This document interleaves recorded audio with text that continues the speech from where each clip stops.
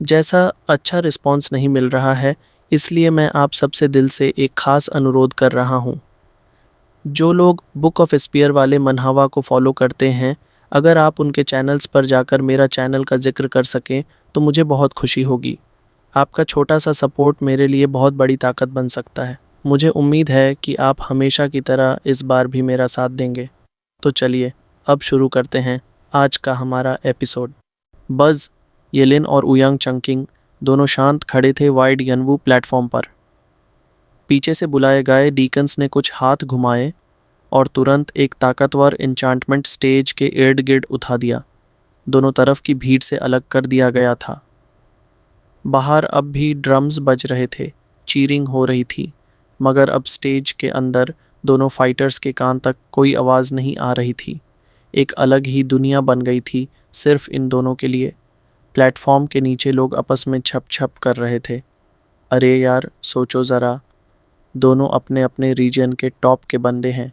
ये फाइट कौन जीतेगा कुछ कहना मुश्किल है।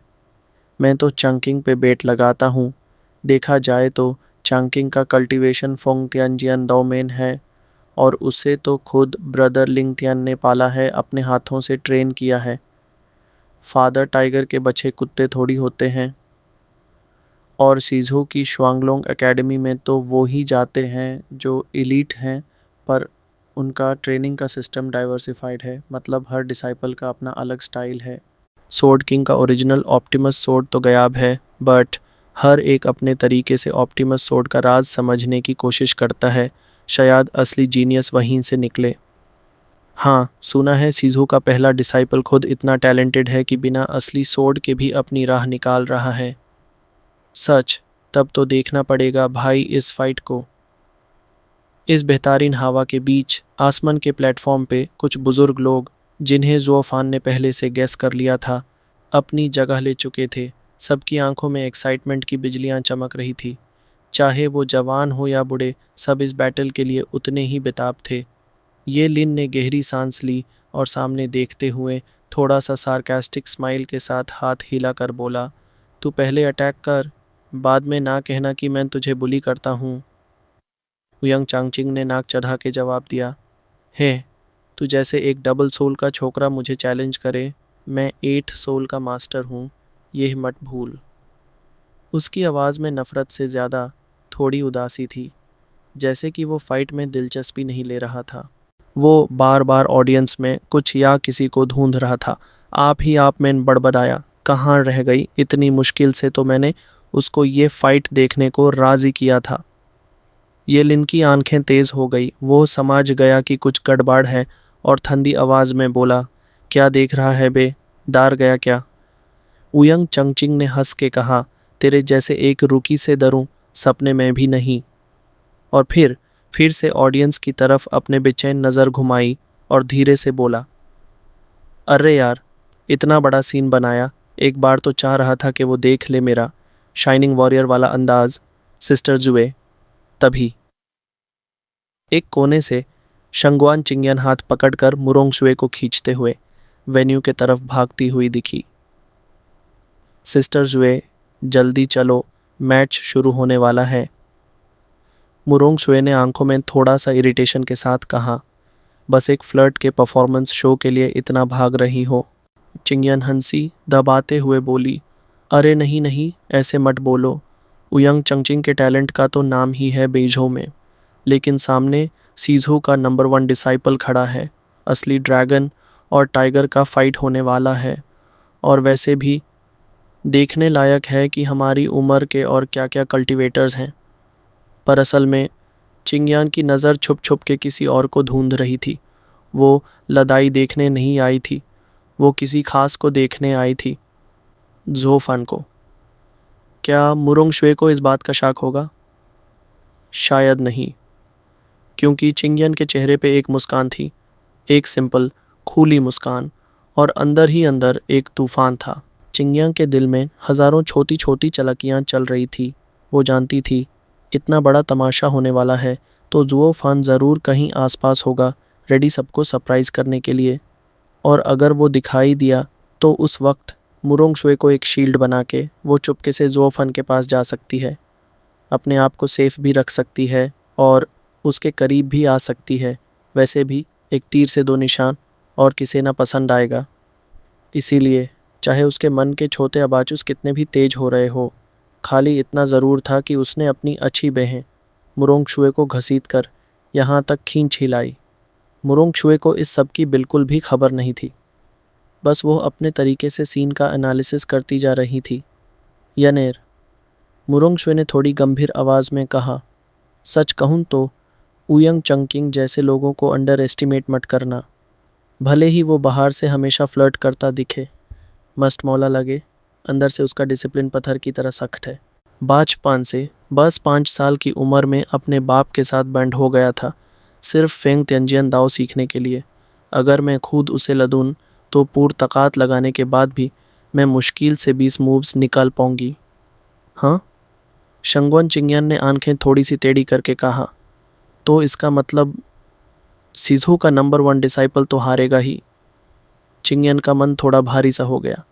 सिस्टर शुए तो खुद नंजू की यंग जनरेशन में सबसे स्ट्रांग थी, और अगर वो भी कह रही थी कि उयंग चांगचिंग से जीतना मुश्किल है, तो फिर क्या वो आदमी पूरा नंजू के सब मास्टर लेवल यंग कल्टीवेटर्स से ऊपर है।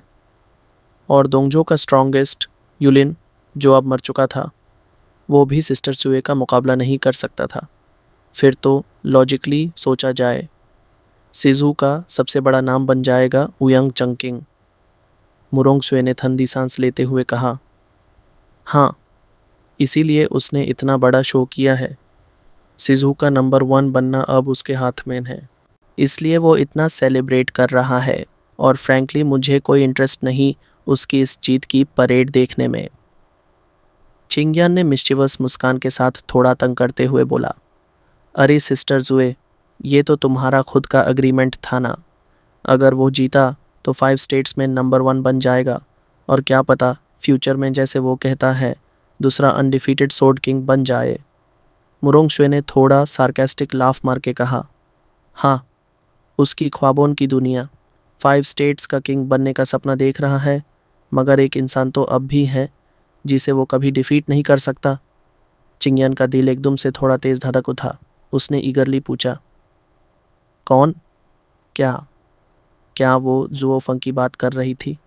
मुरोंगशुए का चेहरा थोड़ा सा संक गया, और वो ठंडे लेकिन थेरव भरे टोन में बोली, जोंगझो के सोर्ड स्टार एम्पायर का प्रिंस, बैली जिंगतियान। वो? मुरोंगशुए ने धीरे से सिर हिलाया और आंखों में घनेरी उदासी भर गई। हाँ, बैली फैमिली के प्रिंस। मैं जोंगजो गई थी और उनसे कई बार मिल चुकी हूँ। मैं बस इतना कह सकती हूँ, वो लोग स्केरी हैं, बहुत स्केरी। हर एक प्रिंस कम से कम हमारे स्टेट्स के नंबर 1 डिसाइपल से भी स्ट्रांग है, और बैली जिंगतियन, उसके सामने मैं एक मूवे भी नहीं निकाल पाई थी। चिंगियन का चेहरा थोड़ा सा सेफ्ट पड़ गया। ये सुन के वो अच्छी तरह समझ गई थी, चाहे ये स्टेट्स में कितनी भी लड़ाइयाँ चल रही हो, आखिर में असली कॉन्करर तो सोर्ड स्टार एम्पायर बनने वाला था। मुरोंगशुए की आवाज़ में एक थकावट थी, जैसे किसी ने उसके सपने तोड़ दिए हो। हम सब जो भी कर रहे हैं, ये सब बस एक बेकार की कोशिश है। हम आपस में लड़ रहे हैं एक हायर पोजीशन के लिए, और वो लोग ऑलरेडी अपनी ताकत का पीक छू चुके हैं। अगले कुछ ही मोमेंट्स में हो सकता है पूरा सिजू, दोंगजो, नंजू उनके तलवों ताले आ जाए। चिंगियन ने गहरा सांस लिया और सिर्फ एक शब्द कहा, हाँ, हम सब सिर्फ अपने सपनों में जी रहे हैं। तभी सुए में तुम आ गई हो, मैं कब से तुम्हारा वेट कर रहा था। उयंग चंगचिंग का एक्साइटेड शाउट प्लेटफॉर्म से सुनाई दिया। वो मुरोंगशुए को देख के हाथ हिलाने लगा, जैसे एक एक्साइटेड स्कूल बॉय हो।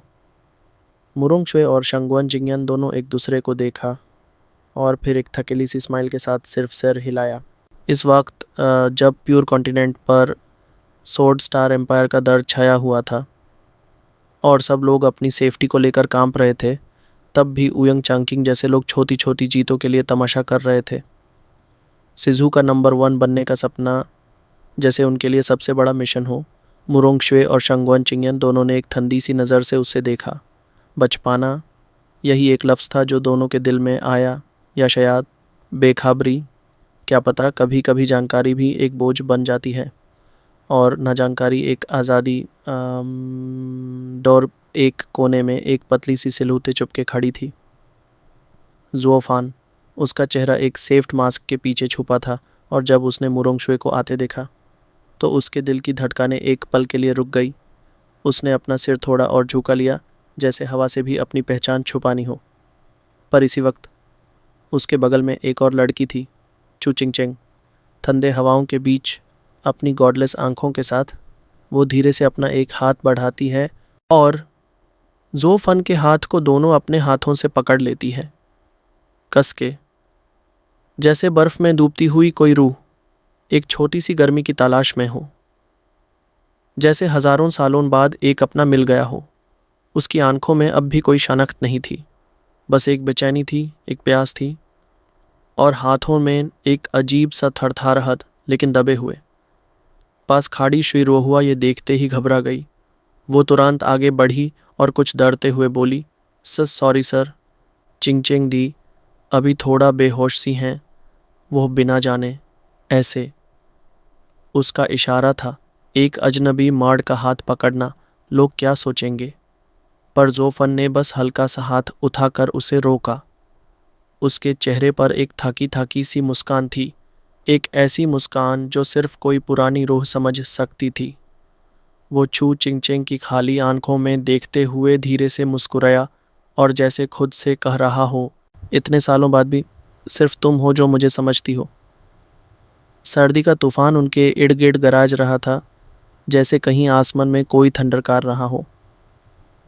पर उस एक लम्हे में जब उसका हाथ चू चिंगचेंग के हाथ में था, ज़ोफा को ऐसा लगा जैसे पूरा दुनिया एकदम शांत हो गया है, बस वो दोनों और कुछ भी नहीं। सर, आप। शुइरोहुआ की आवाज़ हल्की सी कांप गई। ज़ोफान के शब्दों ने उसे हिला दिया था। उसकी आंखों में कन्फ्यूजन था और एक अजीब सी समझ। क्या आप पहले से चिंगचेंग दी को जानते हैं? वो जानती थी इस दुनिया में कोई भी जो चू चिंगचेंग जैसे डिस्टर्ब्ड इंसान के इतने करीब जाए बिना डरे, कुछ खास ही रिश्ता होगा। और सबसे अजीब बात थी, चिंगचेंग दी जो किसी को छूने नहीं देती थी, वो इस आदमी के हाथ को पकड़कर शांत थी, जैसे अपना घर मिल गया हो। ज़ोफन ने तुरंत जवाब नहीं दिया। उसने थोड़ा वक्त लिया, फिर एक कड़वी मुस्कान के साथ धीरे से बोला, हाँ, काफ़ी पुरानी पहचान है, सोचा नहीं था इतने सालों बाद उसकी मुस्कुराहट भी खो जाएगी। शुइरोहुआ ने गहरी सांस ली, समझ गई। उसने धीरे से सिर हिलाया, तो आप उसके पुराने दोस्त हैं। उसकी आवाज़ में एक उदासी थी, और उस उदासी के पीछे एक कहानी थी जो एक लंबे समय से दब रही थी। दुनिया का कुछ भरोसा नहीं, सर। रोहुआ आसमान की तरफ देखते हुए बोलती रही, जैसे हर लफ्ज़ के साथ अपना दाढ़ हल्का कर रही हो। उन सालों में जब से अलोर चिंगचेंग ने अपने पति को खोया, उसकी ज़िंदगी बस एक सपने जैसे बिखर गई। सब कुछ उसके हाथों से छूट गया। लोग उसे दोषी मानते रहे, और उसने खुद भी अपने आप को माफ़ नहीं किया। ज़ोफन चुप था, बस चुप, सुन रहा था। उसका हर एक लफ्ज़, हर एक याद जैसे एक एक छुरी बनकर उसके दिल को चीर रहा था। उसके आंखों में पानी भर आया था, पर उसने चीख नहीं मारी, न ही आंसू बहाने दिए। वो दाढ़ अंदर ही अंदर दबा रहा था, जैसे अपने ही आग में जलता हुआ एक शब्दलेस आत्मा हो। आसपास लोगों के लिए दुनिया में अभी भी जंग का शोर था। यनवते के मधुर बैटल हॉर्न्स, चीरिंग, स्लोगन्स, सब कुछ गूंज रहा था। लेकिन यहाँ इस छोटी सी जगह में एक अलग ही कहानी लिखी जा रही थी, एक पुरानी दाढ़ भरी कहानी। चू चिंगचेंग, जो अभी तक बस ब्लैंक आंखों से सब देख रही थी, अचानक थोड़ा हिलती है और धीरे से ज़ोफन के कंधे पर अपना सिर रख देती है। शायद दिल के किसी कोने में उसका सबकॉन्शियस जानता था, यह वही कंधा है जहां वो कभी अपने सपने रखती थी। ज़ोफन का कंट्रोल टूट गया।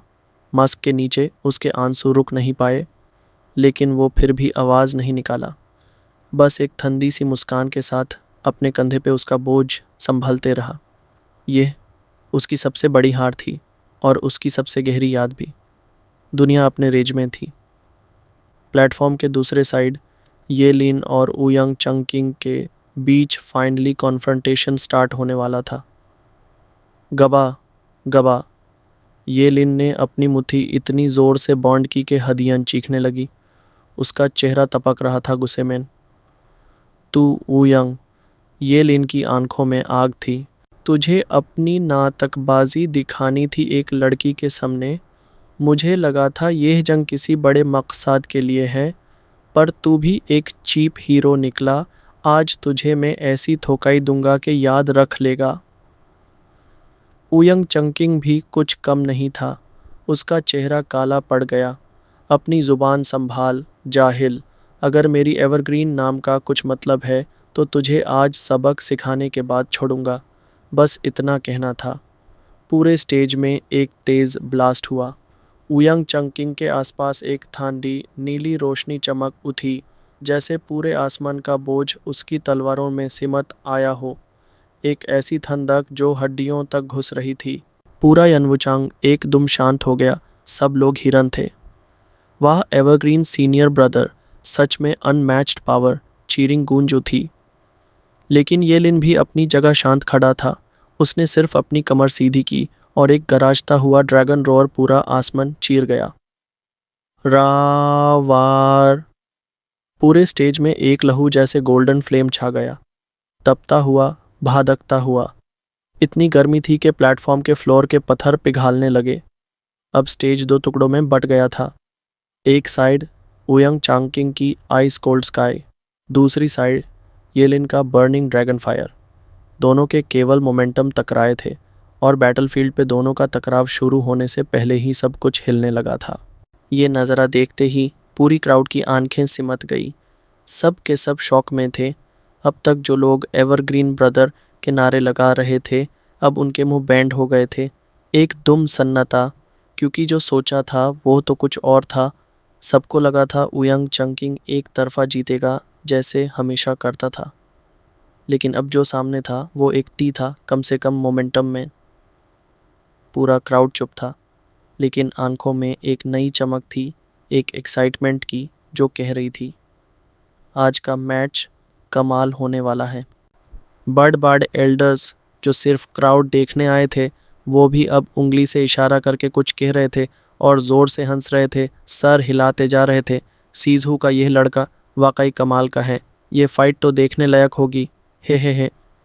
तभी शंगवान चिंगयन, जो एक्साइटमेंट में थोड़ी हिल रही थी, मुरोंग शुए का हाथ खींच के बोली, सिस्टर शुए, देखा, तुझे लगता था उयंग जीतेगा, लेकिन लगता है इस बार कुछ और होने वाला है। मुरोंग शुए का फेस थोड़ा सा स्टिफ हुआ।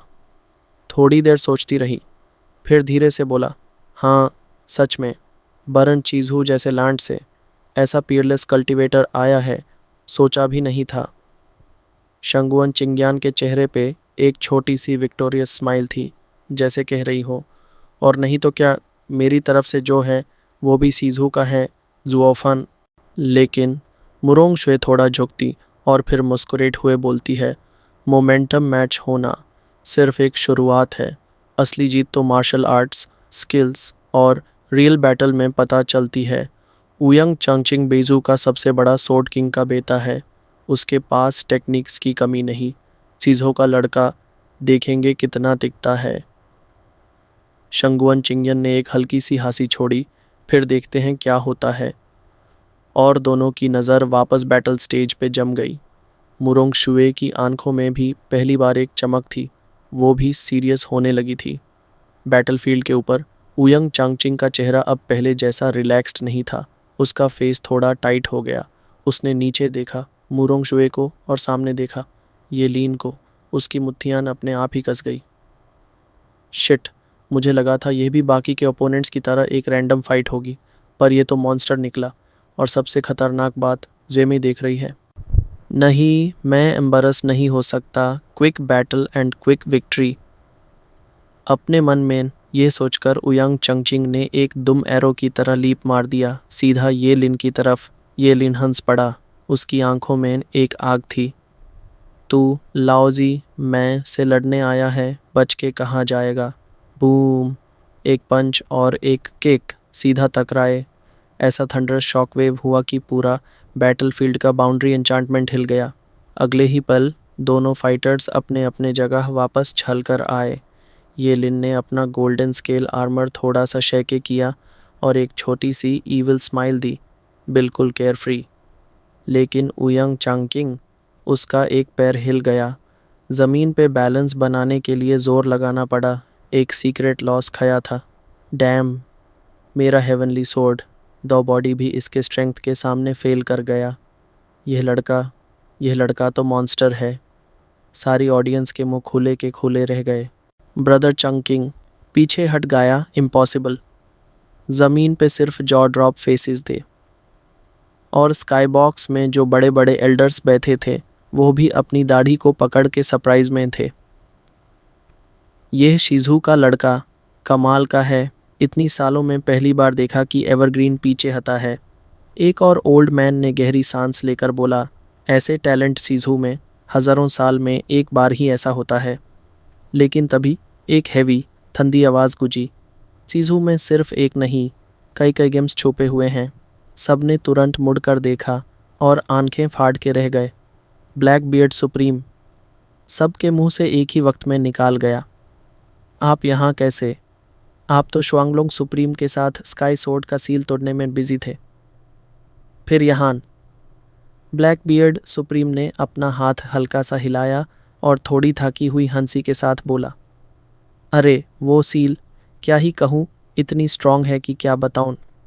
हम दोनों, शुआंगलोंग सुप्रीम और मैं, मिलकर 9 बुल्स और 2 टाइगर्स के बराबर ताकत लगाई। फिर भी सील नहीं टूटी। 3 दिन 3 रात तक लड़ते रहे, तब जाके मैं बाहर आया हूँ। अब वो बूढ़ा वाइट सुप्रीम अभी भी वहाँ सील तोड़ने में लगा हुआ है। यह सुनकर सब लोगों ने रिस्पेक्टफुली झुककर हाथ जोड़े। ब्लैक बियर्ड सुप्रीम, आपने बहुत मेहनत की। फिर किसी ने थोड़ा क्यूरियोसिटी के साथ पूछा, लेकिन जो आप अभी कह रहे थे, इसका मतलब क्या? शिज़ू में ऐसे डिसाइपल और भी हैं? ये लड़का तो ऑलरेडी काफ़ी स्ट्रांग लग रहा था। ब्लैक बियर्ड सुप्रीम ने एक गहरी सांस ली और थोड़ी थोड़ी आंखों में यादियाँ चमक गई। नॉट लाइक हिम, बल्कि उसे भी ज़्यादा स्ट्रांग, उसने धीरे से कहा। क्या? फिर तो ये शिज़ू का नंबर 1 कैसे बना? सब शौक में आ गए। ये लड़का, ये लिन, जो अभी तक उयंग चंकिंग जैसे सोर्ड किंग के बेटे को टक्कर दे रहा था, ये भी शिज़ू का सेकंड बेस्ट था। फिर नंबर 1 का क्या लेवल होगा? ब्लैक बियर्ड सुप्रीम का फेस थोड़ा उदास हो गया। उसने धीरे से ऑलमोस्ट विस्पर करते हुए बोला, अलस, क्योंकि वो जो स्ट्रांग था वो तो सालों पहले मर चुका है। एक ठंडी हवा सी दौड़ गई पूरी जगह में। सबकी आंखें एक पाल के लिए जाम गई। ब्लैक बियर्ड सुप्रीम ने आसमान की तरफ देखा और थोड़ी दर्द भरी हंसी के साथ बोला, अगर वो अभी जिंदा होता तो मैं गारंटी के साथ कह सकता हूँ, शिज़ू का वो लड़का बन सकता था दूसरा अनडिफीटेड जियांजुन सोर्ड सॉवरेन। तब हमारे पास सच में उम्मीद होती जोंगझो जैसे महान रेल्म के एम्बिशंस को तोड़ने की। लेकिन क्या करें, किस्मत ही ऐसी थी। उसकी आंखों में एक पल के लिए वो दर्द दिखा जो सिर्फ किसी लॉस्ट लेजेंड के लिए होता है। यह सब सुन के सब लोगों का मन भर गया। एक अजीब सी खामोशी छा गई बैटलफील्ड के चारों तरफ। अंटायन तो सब एक दूसरे को देखते रहे, थोड़ी डिसबिलीफ के साथ, थोड़ी रिस्पेक्ट के साथ। क्या यह बुढ़ा सच कह रहा है? काफ़ी लोगों के मन में सवाल आए। कब से शिज़ू में इतने मॉन्स्टर्स पैदा होने लगे? अगर बेंच से आया हुआ दूसरा नंबर लड़का हमारे बीजू के फर्स्ट डिसाइपल को टक्कर दे सकता है, तो असली नंबर 1 होता तो क्या करता? यानी डेमन, तुम सही कह रहे हो, ये ओयांग चांगकिंग सच में अपने भाई से मुकाबला कर सकता है। शायद जुहूफान और उसके भाई की तरह इतनी भयंकर लड़ाई नहीं, लेकिन फिर भी ये पूरी तरह से तय है। यानी यानवूचांग के बाहर वू काइंगचू ने मंच पर दोनों को देखा और हल्के से सिर झुकाया। फिर यान डेमोन को मुस्कुराते हुए देखा। अच्छा काम किया, तुमने सच में मेहनत की। कुछ नहीं, यान डेमोन हंसते हुए बोला, बस ओयांग चांगकिंग की ताकत को परखने की कोशिश की थी। मैंने शायद उसके हाथों से 20 मूव्स और येलिन से 18 मूव्स खाए हैं। अब यही लगभग सही है। हालांकि ये बेइज़्हो का पहला शिष्य घमंडी और आत्ममुग्ध है, लेकिन उसकी ताकत झूठी नहीं है। ये उसकी प्रतिष्ठा है जो वाकई सही है। बस मैं चाहता हूँ कि ये लड़ाई छू किंगचेंग के मन में कुछ जागरूकता लाए, ताकि हम इसे झुकवान में सम्मान से मना सकें। हाँ, ये लड़ाई हमारे लिए एक उम्मीद है और मर चुके जुहूफान की याद में एक सांत्वना भी। अगर ये तरीका विफल हो गया तो फिर हमारे पास कुछ नहीं होगा। सभी के बीच में वू केंगच्यू ने एक गहरी सांस ली और चू किंग चेंग को देखा, जो शांति से जुहूफान के कंधे पर सिर रखे बैठी थी। उसके चेहरे पर कोई डर नहीं था। अचानक उसने यान डेमोन को एक और इशारा किया और कहा, देखो यान डेमोन, वो कौन है? जिस दिन से चू किंग चेंग ने उसे देखा है वो पूरी तरह शांत हो गई है। यह तो एक चमत्कार सा है। गहरी नज़र से उसे देखा, यान डेमोन ने धीरे से सिर झटकते हुए कहा, मुझे नहीं पता, उसने मास्क पहना है इसलिए पहचान नहीं पाया, लेकिन अगर हम उसे पहचान भी लें तो भी हमारे पास उसे जानने का कोई तरीका नहीं है। ओयांग चांगकिंग ने कहा कि वो बीलजहौ से आया है। हम तो एक्सजहौ कभी गए ही नहीं, तो कैसे जानेंगे? लेकिन मुझे ऐसा लगता है कि उसकी मौजूदगी कुछ परिचित सी है, वो किंगच्यू ने माथा सिकोड़ते हुए कहा। फिर भी उसे समझ नहीं आ रहा था, इसलिए उसने फिर से लड़ाई पर ध्यान केंद्रित किया। तभी ओयांग चांगकिंग ने एक मूव खो दिया और स्टैंड के नीचे देखा। मुरोंग शुए की आंखों में जो उम्मीद थी उसे उसने महसूस किया। उसने अपने दांत भींचे और आंखें धीरे धीरे ठंडी हो गईं। फिर उसके हाथ ने मुद्राएं बनानी शुरू कर दी। जैसे ही मुद्राएं बन रही थीं, तभी एक जोरदार ठंडर गूंजते हुए आकाश से गिरी।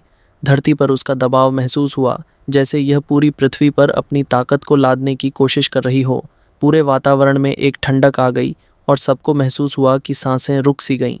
अचानक यानवुचांग का तापमान गिर गया, जैसे पूरे स्थान पर बर्फ की चादर बिछ गई हो। कुछ पुराने झोंग में शिष्य यह समझ गए और चिल्लाए, यिनत्यानजू, इस लड़के ने यह तकनीक इतनी जल्दी क्यों इस्तेमाल की? क्या ये हताश है? यिनत्यानजू, ब्लैक बियर्ड सुप्रीम ने थोड़ी गंभीर नज़र से नीचे युद्ध को देखा और कहा, यह है हेमिंगजोंग की जोंग तकनीक, यिनत्यान तकनीक। सुना है ये तकनीक फेंग त्यान जियान से सीखी गई है। वह हल्के से सिर झुका और एक बुजुर्ग ने कहा, हाँ, फेंग त्यान जियान में संकुचन की शक्ति होती है। इसमें दो पहलू हैं जो फेंग त्यान जियान के रास्ते को समझते हैं।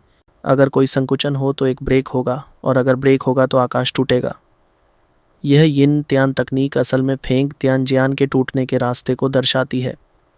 तुम समझते हो कि ब्लैक बियर्ड सुप्रीम को जब वह गुयुआन में पहुंचते हैं तो आकाश और पृथ्वी की शक्ति का इस्तेमाल कर सकते हैं, लेकिन यिन त्यान तकनीक के माध्यम से बिना गुयुआन तक पहुंचे भी कोई व्यक्ति आकाश और पृथ्वी की शक्ति का लाभ उठा सकता है, और गुयुआन के उस्ताद इस शक्ति को और भी बढ़ा सकते हैं। यह सच में एक ऐसी तकनीक है जो आसमान को चुनौती देती है। तो इसका मतलब है कि ओयांग चांगकिंग कुछ ही समय में गुयुआन की तरह शक्ति प्राप्त कर लेगा। ब्लैक बियर्ड सुप्रीम ने गहरी सांस ली और मंच को देखा। उसके चेहरे पर चिंताएं स्पष्ट थीं। इस स्थिति में जिन दो लोगों की ताकत पहले बराबर थी, ओयांग चांगकिंग के गुयुआन में बदलने से येलिन क्या अब पीछे नहीं रह जाएगा? उसकी आत्मा पहले से ही गुयुआन से कमज़ोर है। हालांकि येलिन कोई सामान्य आत्मा नहीं है, लेकिन ओयांग चांगकिंग सामान्य नहीं है।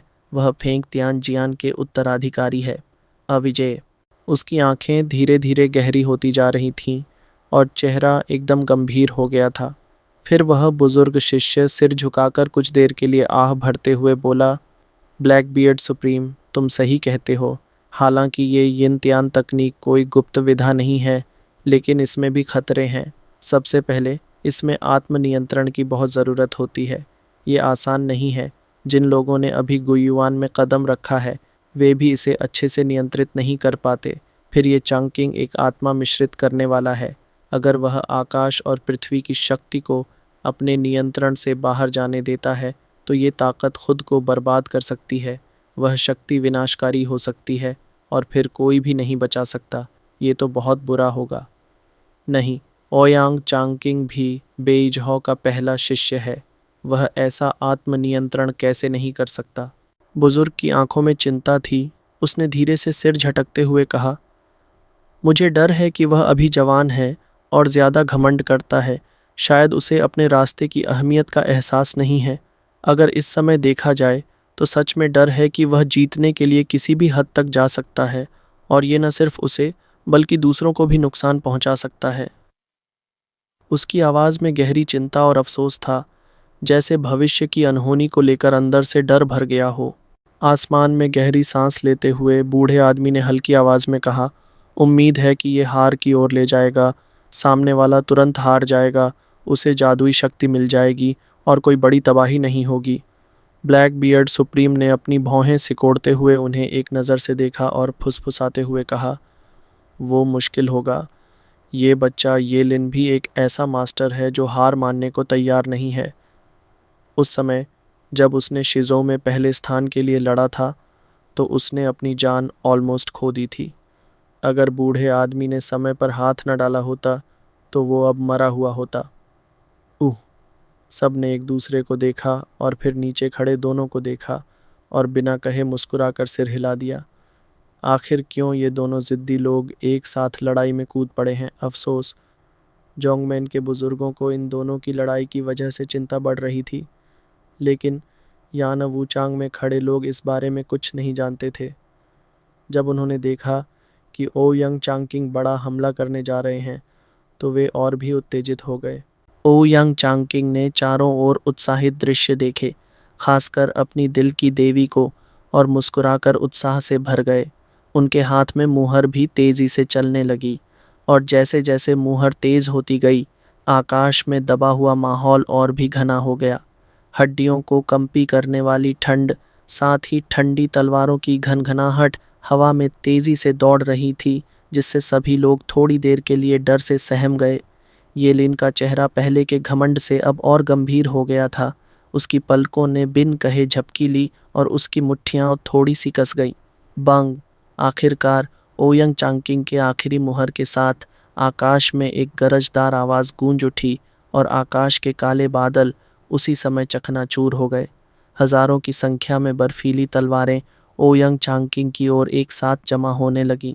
बंग बंग बंग! हजारों बर्फीली तलवारें दीवार पर चोट करने लगीं, लेकिन वह युद्ध की दीवार को नहीं रोक सकी, बल्कि बड़ी आसानी से दीवार में छेद बना दिया और तुरंत दीवार टूट गई। युद्ध क्षेत्र और ऑडिटोरियम के बीच की दीवार पूरी तरह से गायब हो गई। यह दृश्य देखकर दर्शकों में और भी उत्तेजना फैल गई और वे ओयंग चांगकिंग का नाम जोर जोर से पुकारने लगे। लेकिन उन्हें यह नहीं पता था कि जब यह बाड़ा टूट जाएगा तो युद्ध क्षेत्र और ऑडिटोरियम के बीच कोई अंतर नहीं रहेगा। सभी लोग, जो भी दर्शक बैठे थे, वो भी इस युद्ध क्षेत्र का हिस्सा बन जाएंगे। युद्ध क्षेत्र में हर किसी को मौत का सामना करना पड़ेगा, इसमें कोई संदेह नहीं था। पर वे इसे नहीं समझ रहे थे, लेकिन पुराने लोग इसे जानते थे और वे और भी गंभीर हो गए। शैतान, अगर कुछ गलत हुआ तो इसे संभालना मुश्किल होगा। हाँ, इस बच्चे ने यानवुताई पर अगला द्वीप चुन लिया। उसे यह नहीं पता कि यह युद्ध आकाश के खिलाफ हो रहा है। शियातियन द्वीप साधारण शिष्यों के लिए एक साधारण स्थान है। क्या यानवुताई की बाड़ा इतनी मजबूत नहीं है? क्योंकि शियातियन द्वीप पर सबसे ज़्यादा लोग हैं। ओयंग लिंगतयान के बेटे ने वाकई नाम कमाया है और वह आदी हो गया है। ब्लैक बियर्ड सुप्रीम ने हल्की सी हंसी के साथ कहा, कैसे? क्या तुम उसे रोकने का सोचना चाहते हो? यह बूढ़े लोग थोड़े से संकोच में आ गए और फिर एक दूसरे को देखकर बोले, ब्लैक बियर्ड सुप्रीम, क्या आप इसे रोकना चाहेंगे? हाँ, ब्लैक बियर्ड सुप्रीम ने आंखें घुमाते हुए कहा, यह तुम्हारा इलाका है, मैं इसमें क्यों कूदूं? जब तक हमारे कॉलेज के शिष्य सच में अपनी जान की चिंता नहीं करेंगे और कुछ करना होगा, तभी मैं हस्तक्षेप करूंगा, नहीं तो परिणाम बिना किसी निर्णय के रहेगा। क्या मेरी दखलंदाजी से ये मतलब निकलता है कि हम शिजोऊ में हार मानने वाले हैं? हालांकि ये बच्चे परेशानी कर रहे हैं, पर यह भी हमारी शान का सवाल है। यह सुनकर बूढ़े लोग थोड़ी निराशा से सिर झुकाते हुए फिर से कहा, हमारे लिए बिना वजह हस्तक्षेप करना ठीक नहीं। हालांकि यह बच्चा स्वेच्छा से ऐसा कर रहा है, लेकिन उसकी प्रतिभा बेहतरीन है। भविष्य में वह अपने पिता का कार्य संभालेगा और आकाश की तलवारों का महारथी बनेगा। वह एक जिद्दी व्यक्ति है, उसकी घमंड को मिटाने का सवाल नहीं है। हाँ, ठंडी बर्तन जला रहे हो, सभी ताकतों को बढ़ावा दे रहे हो। कोई हैरानी नहीं है कि यह बच्चा इतना घमंडी हो गया है, क्योंकि तुम्हारी लापरवाही ने इसे पाला है। ब्लैक बियर्ड सुप्रीम ने कहा, फिर चुपचाप सब कुछ देख रहा था। बाकी पुराने लोग खामोशी से खड़े थे और कुछ नहीं बोले। जब तक घटना नहीं होती उन्हें इसकी कोई चिंता नहीं थी, और जैसे ही ओयांग चांकिंग के हाथों में ऊर्जा का प्रवाह सहेजा गया, उसकी आंखों में नशा था, क्योंकि आज तक उसे ऐसा कोई ताकतवर ऊर्जा का एहसास नहीं हुआ था जो उसे इस तरह से दुनिया के साथ जोड़ दे। वह खुद में ही उत्तेजित हो गया और अचानक उसने अपनी तलवार को आकाश की ओर उठाया। फिर हजारों तलवारों की ऊर्जा एक साथ उसकी सिर के ऊपर जमा हो गई और इसके बीच एक विशाल ठंडी लंबी छाया की तलवार बन गई। उसकी शक्ति इतनी विशाल थी कि आकाश और पृथ्वी दोनों कांपने लगे। आंखें बिना इरादे के सिकुड़ गईं और वो किंगक्यू ने जोर से कहा, यह वो ताकत है जिसे युआन क्षेत्र के मजबूत लोग इस्तेमाल कर सकते हैं, लेकिन ये कैसे? ओह, सामने वाले की ताकत इतनी बड़ी है। अब यह युवा गुरु कैसे प्रतिक्रिया देंगे? हाँ, यह सिर्फ ताकत में भारी अंतर नहीं है, बल्कि एक गहरे स्थिति की बात है। आत्मा और गुयुआन के बीच की खाई इतनी आसानी से नहीं भरी जा सकती। यह देखकर यानमो ने अपनी आंखें तंग करते हुए दांतों को भींचते हुए कहा, पहले तो मैंने सोचा था कि वह ये लिन के बराबर है, लेकिन मुझे नहीं पता था कि उसके पास ऐसी कोई चाल होगी। अब ये लिन के लिए बहुत मुश्किल हो जाएगा। खैर, चाहे जितनी ताकत लगा दूं। यह सुनकर वो किंगक्यू ने भी अफसोस जताया और दूर से नज़रें चुपचाप छू किंगचेंग पर डाली। मैं चाहता था कि वह एक बराबरी की लड़ाई देखे, लेकिन मुझे नहीं लगता था कि ओयांग चांगकिंग इतनी जल्दी अपनी पूरी ताकत दिखा देगा या फिर इतना भारी हमला करेगा। अब इस लड़ाई में कोई संदेह नहीं रहा। बाकी लोग यह सुनकर केवल साई कर गए और सिर हिलाते हुए सहमति जताई। केवल मंच पर खड़ा येलिन ने दूर से झुओ फैन को देखा और उसकी आंखों में कोई भी बड़ी लड़ाई की चमक नहीं थी। फिर उसने सामने खड़े ओयांग चांगकिंग को देखा और उसकी आंखों में एक अडिग दृढ़ता झलकी, जैसे कहना चाहता हो, भाई ध्यान से देखो, भले ही मैंने पहले एक चाल में हार मानी थी, लेकिन पिछले कुछ सालों में मैंने तुम्हें कभी निराश नहीं किया। हाँ हाँ हाँ, इस बेटे की ताकत देखकर अब तुम्हें हार मानने का वक्त आ गया है। वैसे भी 4 राज्य गठबंधन है, इस बेटे को तुम्हें चोट पहुंचाने का मन नहीं है और चारों राज्यों की दोस्ती को तोड़ने का भी नहीं है। बस तुम एक दूसरे को समझो और इस बेटे का वादा है कि वह तुम्हें उतरने का एक मौका ज़रूर देगा। एक तलवार किंगतियान हाथ में, यह है मेरा संसार। ओयांग चांगकिंग ने आकाश की ओर इशारा किया और एक चमकदार तलवार की धार उठाई जो डरावनी शक्ति से निकल रही थी। बिना खुद पर काबू पाए उसकी एरोगेंसी और भी बढ़ गई, जैसे उसकी जीत का नशा सिर चढ़कर बोल रहा हो। दर्शकों में हाइमिंग सेक्ट के बाकी शिष्य भी उत्साहित हो गए और झंडे लहराने लगे। केवल मुरोंग शुए ने शांगुआन केंग्यान को एक निराश आंखों से देखा और सिर हिलाते हुए मुस्कुराया। इस बच्चे में ताकत है, लेकिन जीत के नशे में उसकी यह पागलपन कम नहीं होने वाला और वो बड़े स्तर पर नहीं उठ सकता। मुझे सच में नहीं पता कि इस तरह के व्यक्ति के हाथों में बीजों का भविष्य क्या होगा, सोचकर दुख होता है। ये लिन ने भी उसे ठंडी नज़रों से देखा और उसकी तीव्र तलवारों के झलके दिखाई दिए, लेकिन उसने कोई डर नहीं दिखाया। उसकी आंखों में केवल एक प्रकार का मजाक था, जैसे वह कह रहा हो, अब फैसला कर ही लो, क्या है ना ओ यंग बेटे? क्या तुम सोचते हो कि अब भी तुम मेरी तलवार रोक सकते हो? रोकना नहीं, लेकिन तोड़ना है। उसकी आंखों में सुनहरी रोशनी चमकी और पूरे शरीर में एक ऊर्जा का विस्फोट हुआ। यह हमला मैंने केवल आत्मा घुलन अवस्था में पहुंचने के बाद ही सोचा था। मेरी गुप्त तकनीक पहले मेरे भाई से मिलकर चर्चा करने के लिए थी, लेकिन जब यह मौका सामने आया है तो देखो तुम्हारी ताकत कितनी बड़ी है। आग जलाओ, समंदर उबालो, यान लॉन्ग की असली पुकार गरज। जैसे ही उसकी आवाज़ गूंजी, ये लिन ने तुरंत आकाश की ओर एक ज़ोरदार पुकार की और उसकी ध्वनि से समूचे क्षेत्र में एक गूंज उठी। अगली ही पल उसके शरीर से एक तीव्र सुनहरी रोशनी फूटी, जैसे एक ज्वालामुखी का विस्फोट हुआ हो, और वह तुरंत आकाश की ओर उछल पड़ा, जिससे पूरा आकाश चमक उठा। भयंकर तापमान ने आधे आकाश को लाल कर दिया और सबके चारों ओर भयंकर गर्मी का माहौल बन गया। ये लिन का रूप भी बदलने लगा, जैसे सबकी आंखों में अचरज था। सुनहरे कवच ने उसके शरीर को ढक लिया और उसकी मांसपेशियां और भी शक्तिशाली हो गईं। तेज दांत उसके मुंह के किनारे से बाहर निकलने लगे और पल भर में ये लिन एक खतरनाक और शक्तिशाली जानवर के रूप में बदल गया। वह रूप निस्संदेह एक ड्रैगन का था। यह दृश्य देखकर सभी लोग अवाक रह गए। क्या यह व्यक्ति उस आत्मा का रूप है जो सर्वश्रेष्ठ ड्रैगन आत्मा मानी जाती है? अगर ऐसा है तो आत्मा घुलन अवस्था में जाने के बाद ऐसा असली ड्रैगन रूप बनना संभव है और उसकी ताकत और गति में काफ़ी बढ़ोतरी हो सकती है। शायद यह तलवार को रोकने में सक्षम हो सकता है। लेकिन ओ यांग चांकिंग ने यह देखा और उसकी मुस्कान में उपेक्षा थी। अगर तुम ड्रैगन आत्मा हो भी तो इस बेटे की तलवार आकाश की तलवार पथ की मुहर है। ड्रैगन आत्मा चाहे जितना भी घुल जाए उसका कुछ नहीं होगा।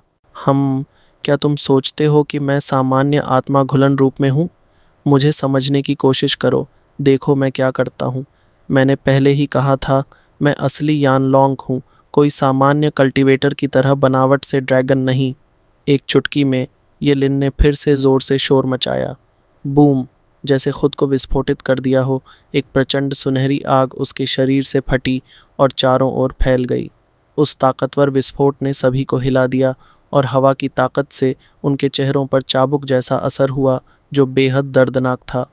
ओ यंग चांकिंग भी अपनी हैरानी को नहीं रोक सका और उसे एक झटका लगा। उसकी सोच में हजारों सवाल दौड़ने लगे। क्या यह लड़ाई सिर्फ 4 राज्यों का पहला स्थान हासिल करने के लिए है, या फिर यह कोई जीवन मृत्यु की लड़ाई है?